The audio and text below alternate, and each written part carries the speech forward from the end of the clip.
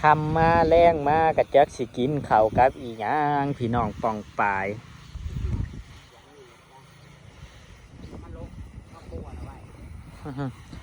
ครับสวัสดีพี่น้องปองปายบุษผู้ทุกคนพี่น้องยินดีต้อนรับกับชุด2เพลงให้อยู่หากินพี่น้องสวัสดียามแรงเด้อพี่น้องยามแรงอุ้ยจังมันเป็นอย่างพี่น้องมันหวนแท้หวนว่ามันหวนเบิดมือเบิดเว้นมือใดก็ได้บัดอยู่น้ำเจ้าคลองน่ะพี่น้องงัวแม่กะเต็มถีบเต็มแดนอยู่ใดก็บ่ได้หวนกับผูกก็อยู่เฉยๆอยู่เท่าขนาดมือที่เฮาไปเอานั่นมือที่เฮาไปเอานั่นเฮาลงไปจูงเอากันอยู่ซื่อๆอยู่ใดก็กินอยู่ก็ยืนอยู่บ่ได้แม่นว่าสิหวนสิหยังบัดมาอยู่บัดอันนี้พอหวนแท้หวนว่าหรือว่าจนบ่ได้กินก็อยากแต่เราว่าจังได๋วะแบบว่ามันบ่กินบ่อยากนะมันหวนน่ะหวนจนเสือกสิขาดเอ้าพวกนี้ก็บ่เข้าคอกอันที่จริงก็งัวแม่ก็คือจังหวะมีแต่งัวเจ้าของนี่แหละเอ้ามีแต่งัวนางนี่แหละเห็นแล้วก็หวนอยู่หั่นแหละหวนเอาแท้เอาว่าจักว่าอีหยังสรุปก็คือที่นั่งปลูกพี่น้องที่นั่งหว่านนะก็สีได้แต่พักนี่แหละส่วนพักซี่นะพี่น้องคอยบอกเข้าใจมันตายเพราะว่ามันเข้มขี้หมูหรือว่ามันอีหยังบ่ฮู้บ่เข้าใจกันบัดพักห้อมปอมก็ใส่เบิ่งเนี่ยแห่งงามแห่งสัตว์ปัจจุบันนี่เพราะว่าตายนี่เบิ่งได้หันได้แต่มุมนั้นสิได้แต่มุมนั่นแหละกระสร้างอีกโบกี้มือเนาะพี่น้องเนาะอีกโบกี้มือพี่น้องก็ได้ตัดเบิดละสิตัดเบิดนี่ตัดออกเบิดย่านตะแก่โพดห่อหัวกำลังแบบงามเลยพี่น้องกำลังพอดีกินเลยนี่กำลังกรอบหวานเลยพี่น้องกับตัวนั้นของร้านสาวนางเอามาปลูกบอกคิดว่าสิได้อีกเนาะต้นและของเบาอันนี้ของร้านสาวนางตัวนั้นของเบาบ่คิดว่าสิได้พี่น้องตอนเอามาบ่งหันเอาคือจังหวะแหงกูแทงหน่อยลงบัดเอาน้ำขี้มูมาใส่เพราะว่าฝืนขึ้นมาพี่น้องพอดีห่อหัวพอดีมืองานเลยส่วนพักบัวนี่ก็นั่งสีลกมือนี่ก็พูดดีแล้วเฮาลกเฮากะเอาไปตากอยู่ในเฮือนโหลดเฮาเชียวถึกก็เชียวเฮือนโหลดมามองสีโบแมนบอกกับพอดีตากใส่เฮือนโหลดเลย2 นานนี่พี่น้องมาเบิ่งว่าสิได้หลายสำใดแต่ว่าเป็นหัวดีได้พี่น้อง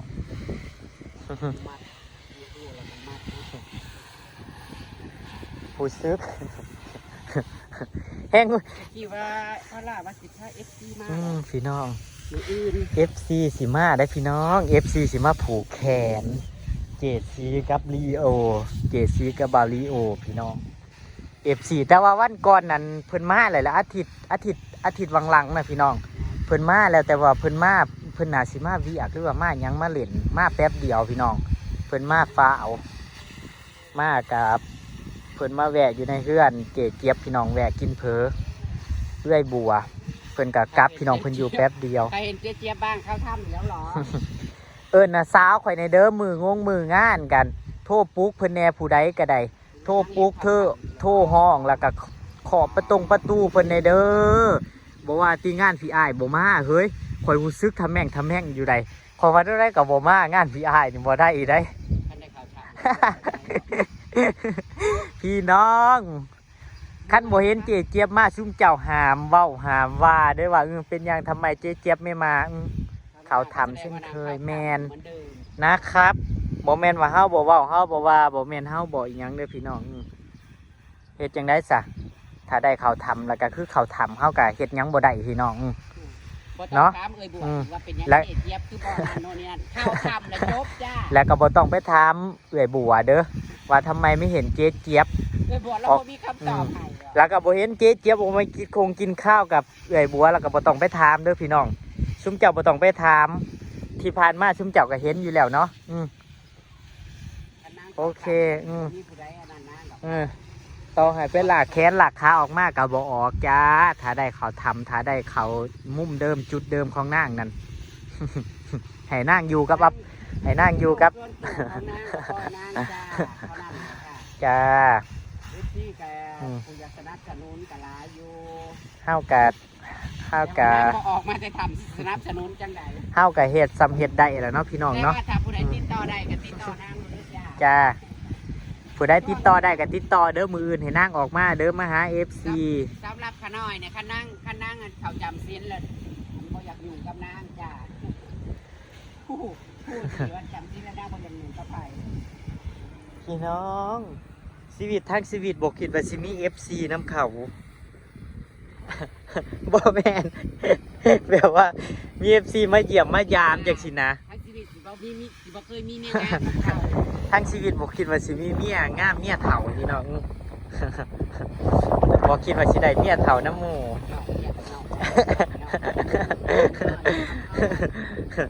บอกคิดว่าสิได้เมียเฒ่าพี่น้องเนาะ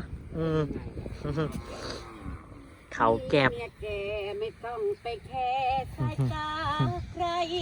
มืออื่นกะสิเริ่ม ภรรยาสูงวัย สิเริ่มเก็บ มันได้ปลูก สถานที่ละพี่น้องคันสันมันสิเมื่อยเฮามันกับมอจอเข้ามาแหละนี่กับวันที่17มื้ออื่นกับ18แหละ เบิ่งสภาพเพื่อนเขาดิ เบิ่งสภาพเพื่อนเบิ่งเว้าแขกเว้าคนมานั่นเอาเด้อซุมเจ้าเบิ่งเว้าแขกเว้าคนมา FC สิมาเนาะเบิ่งแหน่เบิ่งเพื่อนเบิ่งซานนั่น เฮ้ยพอจะเอาน้ำมันล่างมันสิเป็นหยังบ่พี่น้องบางคนถ้าว่าตุ้นกินบ่ให้ล่างบาลังเงินเขาซื้อเนาะพวกกัน บ่ คนจีนคนเดียว ปัดกวาดเก็บเอาแต่ เก็บกวาดเอา เก็บเอาแต่ข้างล่างแล้วข้างบนมันสิเป็นหยังบ่ได้ไปนั่งอยู่เทิงมันเป็นเรื่องปกติเนาะ คือมันสิพุ่นมาเกิดอันนี้นะ เก็บกวาดแล้วจะทำให้เก็บกวาดได้พื้นที่ข้างนอกเสร็จถู อืม ทั้งนี้แล้วมันสิพุ่นผ่าใบผ่าเบิ่งมันแล้ว เอาแต่ตามพงตามผาอยู่หลังคามันกัดปล่อยมันซะเฮาเฮ็ดหยังบ่ได้ล่ะจังได้ขี้ฝุ่นบ่อยากคิดสภาพมืองานพี่น้อง ขอให้อย่ามีรถใหญ่แล่นโอ้ยบ่แม่นรถแก่ดงแก่ดินนั่นโอ้ยพี่น้องเอ้ยภูมิใจตอนแรกอะข่อยกำลังดีใจว่ามือผูกแขนน่ะมันสิได้คอนกรีตฟังนั่นพี่น้อง เอาก็ได้ก็เลย ก็ได้แต่ว่ามันสิมาถึงเฮาอยู่ติ อ่ะก็พี่เลือกกับไพ่อยู่สิเลือกกับไพ่เขาตัด มันสิยังอีกอะไรวะอาทิตย์ปลายเนาะอาทิตย์หนึ่งพี่น้องเอ้ยอยากให้มันแล้วไว้พี่น้องมันค่าข้อตื่นมาแล้วเป็นงานโลดเลยพี่น้องใจข้อข่อยมันแบบว่าหลายอย่างพี่น้องมันหลายอย่างมันห่อนมันห้นข่อยนี่ นอนพลิกไปพลิกมาอยู่กลางคืนนะพี่น้องเป็นคือข่อยบ่ถ่ายเวลาเป็นงานบ่ว่าแต่งานอย่างนี้พี่น้อง เห็นบ่รอบก่อนที่สิเป็นงานบุญบ้านเจ้าของเนี่ยก็ที่ลงไปก็โอ้ยพี่น้องมีแห่งงานเจ้าของซ้ำเนี่ยพี่น้องอันนี้ข่อยสิปิดมากินซะข่อยมากกินมะเขือคือพี่น้องมักกินดิบๆมาหน่วยน้อยๆแห่งข่อยมาก น้อยๆซุกๆส่ำๆน้อยหนึ่ง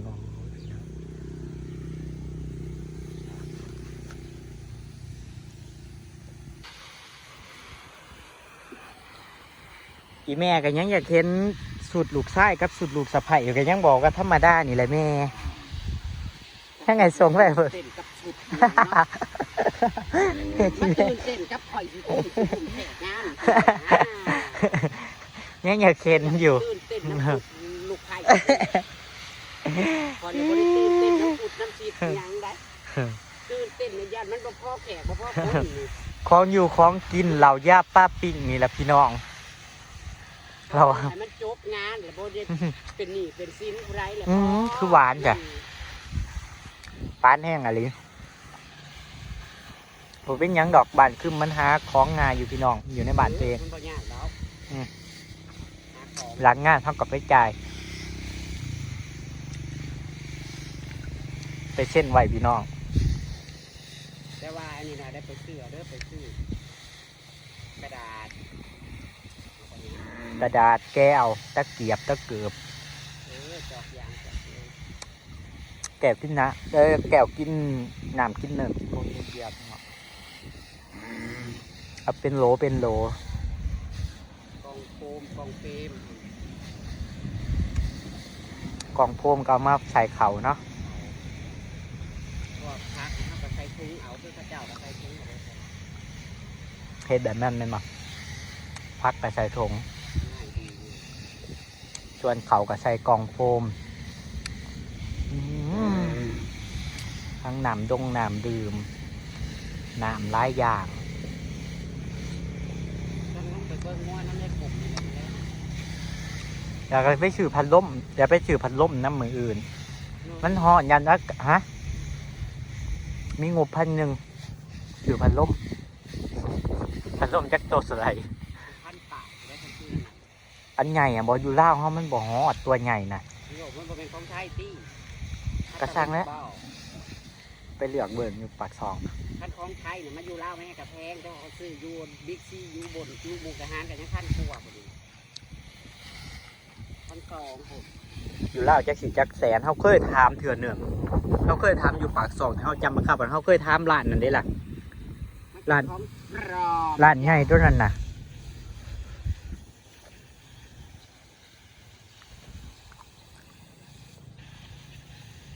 อุกใจ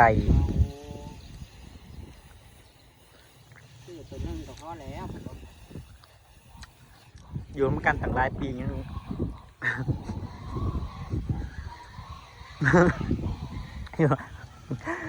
อยู่น้ำกันต่างหลายปีกับจะเกิดคิดจากใดเนาะอยากมาจัดฐานะพูดถึงก็คือว่าละคนเท่าชีวิตหนึ่งชีวิต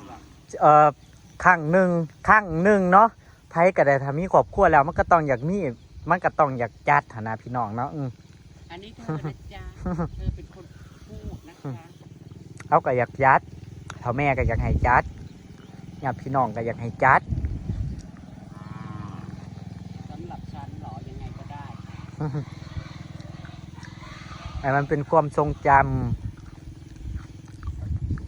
ว่าครั้งหนึ่งเคยได้มีอะ คนที่เท่าไหร่ จากบ่เคยแต่งงาน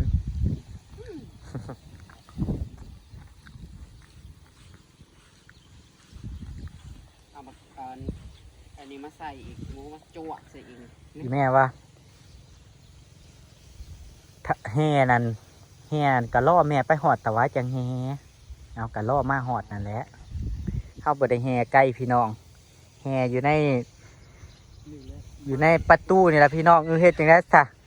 หมู่พวกเนาะในอีกอย่างนั้นเอื้อยบัวแห่งบอกว่า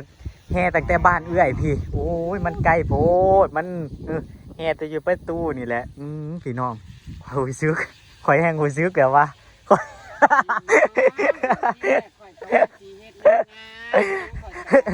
เว้ากันไว้นั่น บ่ได้มีทรงมีฉากบ่ได้มีหยังบ่ได้เอฟซีผัดว่าเธอหน้าเพราะว่า เว้ากันไว้นะบอกคือแบบนี้ที่เฮาตัวเฮาคิดนั่นได้ถ้าแม่นว่าเฮ็ดก็คือแบบ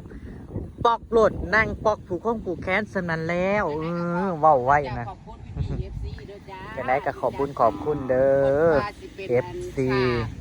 เป็นฉากเป็นหยังที่จะให้เราเบื่อมากจานให้นะครับพี่ ขอบคุณหลายๆพี่ทีเนาะขอบคุณพี่ทีมากๆ แต่ในหมองงานค่ะเขาก็ควรที่จะว่าและการเรื่องผู้เพิ่มกับพี่เอฟซีเพิ่นสิทงมาให้ ปลูกภาพนะบอเพิ่น ส่งมาแล้ว เพิ่นส่งมาแล้วมันสิฮอดเท่ามือใดมันสิฮอดเท่ามือใด ก็มือสองมือก็หอดแล้วคือปกติคือที่ส่งของมันก็เลยแบบว่ากันเรียกได้เพิ่นมันไม่น้องเลยได้ก็ขอบคุณเด้อ จ้าขอบคุณหลายๆเด้อที่สนับสนุนเนาะ ถ้าบ่มีเอฟซีเนี่ยกันเนาะ กัดห่วยเฮากันยังเงี้ยอยู่ไดล่ะเฮากัดจักโอ้ยว้าวละกะเพิ่นปวดหัวหลายอย่างพี่น้องข่อยแห้งใกล้มือเขามากข่อยแห้งรู้สึกแบบว่า คนเฮามันก็ต้องมีแนวคิดนะเนาะหลายอย่าง แต่มันก็เว้าบ่ออกเอ้า อยากให้มันฮอด แห้ง แล้วเดี๋ยว แห้งมาแบบว่าหมู่ก็อยากแห่นำจังซี่คือเว้าผู้เว้าคนนี่แหละพี่น้องบัดพอไปเว้าแล้วมันก็คันสิว่าสิขัดเอามันก็ขัดบ่ได้เอาเนาะโน่นก็มีแต่หมู่นี่ก็มีแต่พวกไปเจอ คือนางนี่ ย้อนว่ามีแต่หมู่เจซีได้ เออ มีหมู่ที่ ถ้าแม่นว่ามีหมู่ทางข่อยพี่น้องมันก็มีละหมู่นะหมู่ก็ไปกรุงเทพเขาก็เว้าหมู่บ่ได้ถ้าแม่นว่าตั้งใจสิเว้ามันก็มีเว้าหมู่เว้าพวกคือจัง เรื่องคนผู้จักนะพลตะวันซ้ำคอนพุ่นแหละ แล้วก็ วันละ5น้ำ ทั้งพี่น้องทั้งตัวเองเนาะทั้งอีแม่หมู่พวกเล่านั่นถ้าแม่นว่าเขาว่างมานั่นเพราะว่ามันติดงานทั้งผุนเด้พี่น้องงานเสี่ยวเพิ่นทั้งเท่าแม่นั่นกะหมู่มาเว้านั่นกะบ่ฮู้ว่ากี่เฮือนแต่เพิ่นก็บอกว่ามันติดงานลูกเองกะผูกแขนมันก็ไปทางหมู่ทางเสี่ยวเพิ่นก็บ่ได้อีกเสี่ยวเพิ่นสิมาทั้งเพิ่นก็บ่ได้เพิ่นเว้าหมู่เว้าเสี่ยวเพิ่นนั่น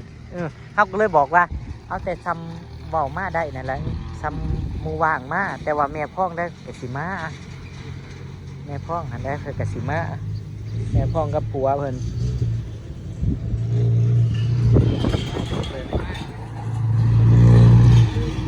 มื้ออื่นจังเฮ็ดแล้วก็เก็บอีกได้เตียกันออกแล้วก็ลากพืชอีกเอ้าเฮ็ดไว้ซะเก็บขยะผุนซุ้มเจ้าเบิ่งหมอยลังค่าแดงจังใดพูดเบิ่งที่ฝุ่นนะ สภาพบ้านเมืองคนถนนคนทางพอดีดิ จะเสร็จจังไดเนาะเขาแนมบ่เห็น เมืองนี้ มาเด้อไปอยาก FC ทันได้อยากมาเที่ยวกันเนาะมาได้อันนี้มาสัมผัสบรรยากาศแบบว่าทั้งฝั่งลาวเนาะทั้งบ้านเกียรติศรีอากาศดี เมื่อคืนFC เพิ่นว่าบิดไปมันออกบิดแล้วจ้า บิดออกเลยเด้อบิดออกแล้วคือบิดออกแล้ว ตัวมันแก่นะ บิดออกแล้ว บิดออกโลดไปที่มันแก่นะ แล้วก็เป็นดอกเลยพี่น้องเป็นดอกจอหมากเบิดล่ะฝุ่นต้นน้ำหมาก จะได้เลี้ยงดอก เต็มเนี่ย เลี้ยงหมา หลายอยู่ส่วนหญ้านี่เขาบ่ต้องเอาออกให้มันอีนั่นแม่งไม้อีก ปล่อยมันหาเกี่ยวหัวเบิดมันมัดมองเกี่ยวเลย